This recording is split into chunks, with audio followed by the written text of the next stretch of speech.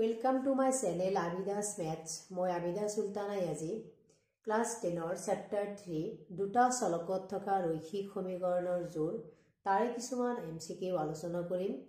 তোমালোকে এই অধ্যায়টো ইতিমধ্যে পঢ়ি আহিছা, তথাপি মই থুলমূলকৈ অলপ আলোচনা কৰিছো। দুটা চলকত থকা ৰৈখিক সমীকৰণ বুলিলে আমি কি বুজো যে চলকৰ উচ্চতম ঘাত 1 হ'ব লাগিব। তো তোমালোকে কিতাবত পাই আহিছা তোমালোকৰ যে দুটা চলকত থকা ৰৈখিক সমীকৰণৰ ধৰণটো এনেকুৱা হ'ব a1x b1y plus c1 equal to 0, a2x plus b2y plus c2 equal to 0 এনেকুৱা ধৰণৰ সমীকৰণ তোমালোকে পাই আহিছা। তাৰে শৰ্তবিলাক আছিলে a1 by a2, b1 by b2, c1 by c2 এইবিলাক উলাব লাগিব। a1 by a2, b1 by b2, c1 by c2 উলাব লাগিব। যদি a1 by a2 equal to b1 by b2 is not equal to c1 by c2 হয়, তেনেহলে ৰেখা দুডাল সমান্তৰাল হ'ব। সমান্তৰাল হলে কি কোনো সমাধান নাথাকে। আৰু যদি গোটেইখিনি সমান হয় তেনেহলে ৰেখা দুডাল মিলিত হ'ব, এটাৰ আনটোৰ ওপৰত লাগি থাকিব। তেতিয়া কিমান থাকিব, যেতিয়া দুটা এনেকে এটাৰ ওপৰত আনটো লাগি থাকিব, এনেকে লাগি থাকিব এটাৰ ওপৰত আনটো, তেনেহলে কি হ'ব অসীম সংখ্যক সমাধান থাকিব। আৰু যদি প্ৰথম দুটা a1 by a2 is not equal to b1 by b2 হয়, যদি এই দুটা সমান নহয় তেনেহলে মাত্ৰ এটা সমাধান থাকিব, একক সমাধান থাকিব। তেনেহলে আমি ৰৈখিক সমীকৰণৰ সমাধান বুলিলে আমি কি বুজো, এটা সমাধান থাকিব পাৰে, কোনো সমাধান নাথাকিব পাৰে, আৰু অসীম সংখ্যক সমাধানো থাকিব পাৰে। এতিয়া মই এটা উক্তি আৰু যুক্তিৰ এমসিকিউ এটা লিখিছো। উক্তি লিখিছো দুটা চলকত থকা ৰৈখিক সমীকৰণজোৰৰ এটা আৰু মাত্ৰ এটাহে সমাধান থাকে। আৰু যুক্তি লিখিছো 2x plus 3y minus 19 equal to 0 আৰু 4x plus 6y minus 18 equal to 0 ৰেখা দুটা সমান্তৰাল। এতিয়া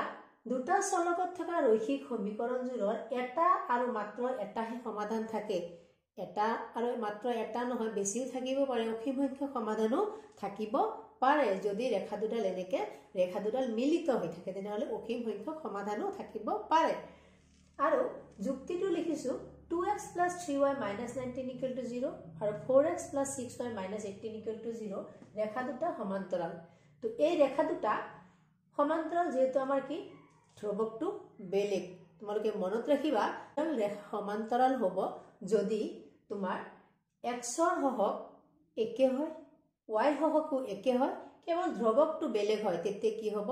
ৰেখা দুডাল সমান্তৰাল। ইয়াতটো আছে 2x, ইয়াত আছে 4x, যদি দুইৰে হৰণ কৰো এটো হ'ব কি 2x, এটো হ'ব 3y, এটো হ'ব -9 equal to 0। তেনেহলে কি হ'ল আমাৰ ইয়াত ধ্ৰুৱক দুটা বেলেগ হ'ল, তেনেহলে কি ৰেখা দুডাল সমান্তৰাল। ৰেখা দুডাল সমান্তৰাল এইটো সঁচা, কিন্তু এইটো কি মিছা। ইয়াত অসীম সংখ্যক সমাধানো থাকিব পাৰে। তেনেহলে কোনটো অপচন কাৰেক্ট হ'ব, এ অসত্য কিন্তু আর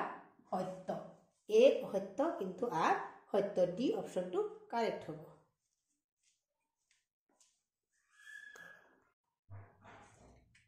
question number 2,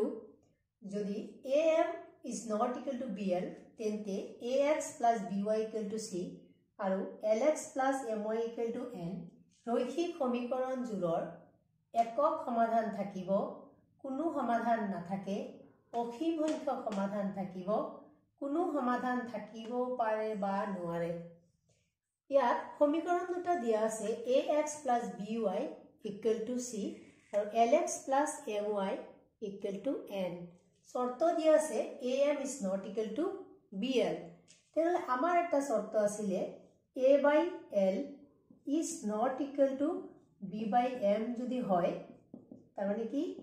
am is not equal to bl এটো যদি হয় তেনেহলে কি থাকিব একক সমাধান থাকিব। তেনেহলে কোনটো অপশন কারেক্ট হ'ব, এই অপশনটো কারেক্ট হ'ব যে একক সমাধান থাকিব। নেক্সট কোয়েশ্চন নাম্বার 3, কে কি মানৰ বাবে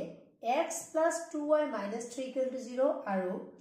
5x plus ky plus 7 equal to 0 ৰৈখিক সমীকৰণ জোৰৰ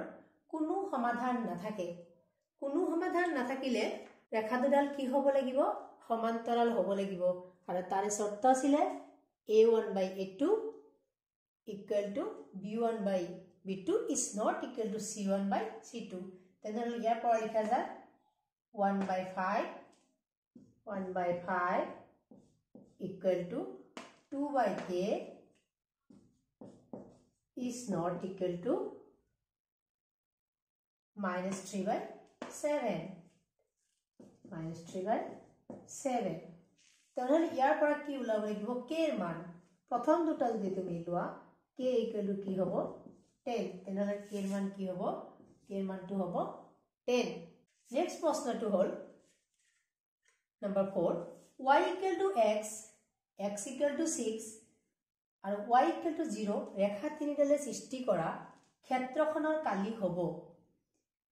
এই ৰেখা তিনিডালে কি ক্ষেত্ৰ সৃষ্টি কৰিব কি আকাৰ সৃষ্টি কৰিব তাৰে কালি তো তুমি এইটোৰ কাৰণে এটা আঁকিব লাগিব এইটো x অক্ষ এইটো y অক্ষ মূলবিন্দু y equal to x x ৰ যি মান হ'ব y ৰ মানো একে হ'ব তাৰ মানে মূল এনেকুৱা হ'ব 2 2 3 3 স্থানাঙ্ক বিলাক এনেকুৱা হ'ব মাইনাস ভাগিলে মাইনাস হ'ব তাৰ মানে ৰেখাডাল মূলবিন্দুৰ মাজেৰে এনেকে পাৰ হ'ব সৰল ৰেখাডাল মূলবিন্দুৰ মাজেৰে পাৰ হ'ব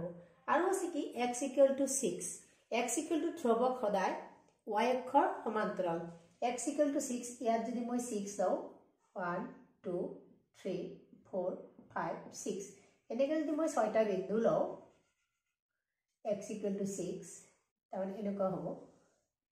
হ'ব ৰেখা সমান্তৰাল হ'ব লাগিব দে এইবোৰ অলপ সমান্তৰাল হোৱা নাই সমান্তৰাল হ'ব লাগিব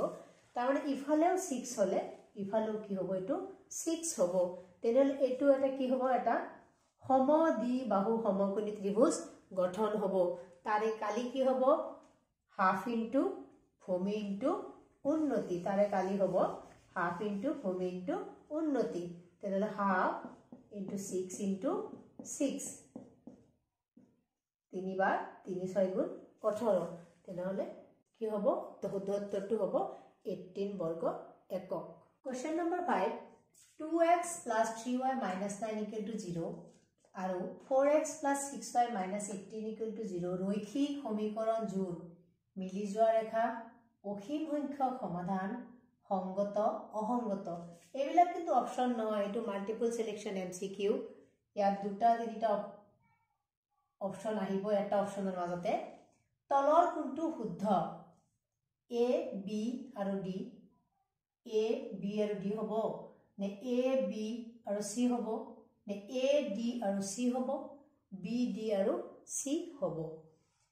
তেনেহলে এই সমীকৰণ জোৰ ৰৈখিক সমীকৰণ জোৰ 2x plus 3y minus 9 আৰু এইটোক যদি মই 2 এৰে হৰণ কৰো 2x plus 3y minus 9 equal to 0 তেনেহলে ৰৈখিক সমীকৰণ জোৰ কি হ'ব মিলিত হ'ব যদি মিলিত হয় তেনেহলে কি হ'ব মিলি যোৱা ৰেখা এটোটো হ'ব মিলি যোৱা ৰেখা হ'ব অসীম সংখ্যক সমাধান থাকিব যেতিয়া দুডাল ৰেখা এনেকে মিলিত হ'ব যিমানটা বিন্দুত কাটিব তাৰ মানে হিমান সংখ্যক সমাধান থাকিব অসীম সংখ্যক বিন্দুত কাটিব অসীম সংখ্যক সমাধান থাকিব তেনেহলে মিলি যোৱা ৰেখা অসীম সংখ্যক সমাধান থাকিব আৰু যদি সমাধান থাকে তাক কোৱা হয় সংগত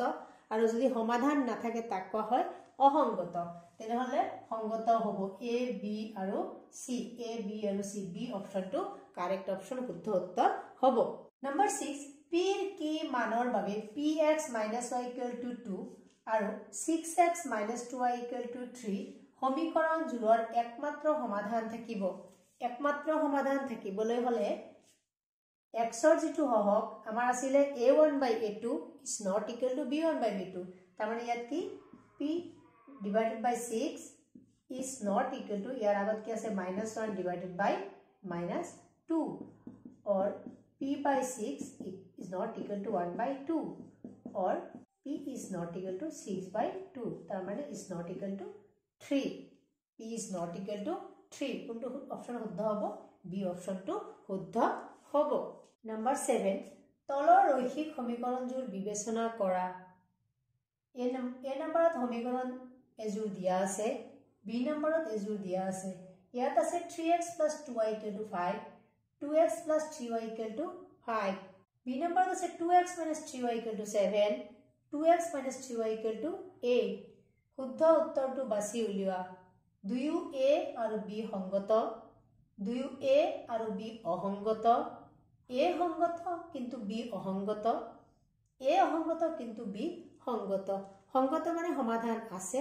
অসংগত মানে কোনো সমাধান নাই এতিয়া সংগত মানে ৰেখা দুডাল মিলিত হ'ব পাৰে বা একক সমাধান থাকিব পাৰে অসীম সংখ্যক সমাধান থাকিব পাৰে বা একক সমাধান থাকিব পাৰে আৰু যদি সমান্তৰাল হয় তেনেহলে কোনো সমাধান নাথাকে তাৰ মানে কি অসংগত তেনেহলে এই প্ৰথম সমীকৰণ প্ৰথম জোৰ সমীকৰণ চোৱা যাওক ইয়াত আছে 3/2 আৰু এটোত কি আছে 2/3 3/2 2/3 is not equal to 3/2 is not equal to 2/3 তেনেহলে এটো কি সমাধান আছে সংগত এটোত ইয়াত আছে 7 ইয়াত আছে 8 আৰু বাকিখিনি গটেখিনি একে তাৰ মানে কি ৰেখা দুডাল সমান্তৰাল তাৰ মানে অসংগত তো শুদ্ধ উত্তৰটো হ'ব a সংগত কিন্তু b অসংগত তেনেহলে c উত্তৰটো কি হ'ব শুদ্ধ হ'ব next number 8 a1x + b1y + c1 = 0 আৰু a2x + b2y + c2 = 0 ৰৈখিক সমীকৰণ জোৰৰ একক সমাধান থাকিব যদি a1 b2 = a2 b1 a1 b2 is not equal to a2 b1 a1 b2 = 2 a2 b1 a1 b2 = 3 a2 b1 আমি কি জানো a1 / a2 is not equal to b1 / b2 a2 যদি নেকে বজ্ৰ পূৰণ কৰা যায় a1 b2 is not equal to a2 b1 a1 b2 is not equal to a2 b1 তেনেহলে এটো কি হ'ব শুদ্ধ উত্তৰ হ'ব তো আশা কৰিছো তোমালোকে বুজি পাইছা আৰু উপকৃত হবা মোৰ ক্লাছৰ পৰা এনেকৈ মই ভিডিও বিলাক দি থাকিম গোটেইটা চেপ্টাৰৰ দিম তো আজিলৈ ইমানেই ধন্যবাদ